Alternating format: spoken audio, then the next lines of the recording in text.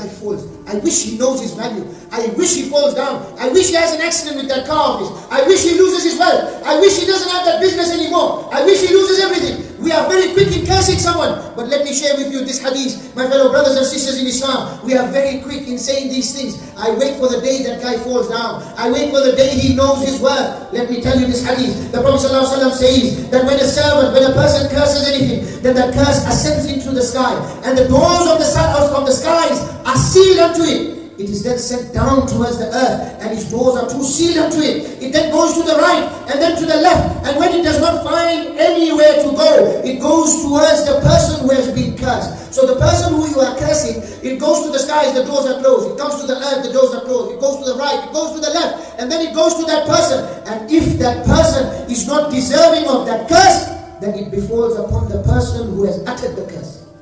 The person who had uttered the curse himself.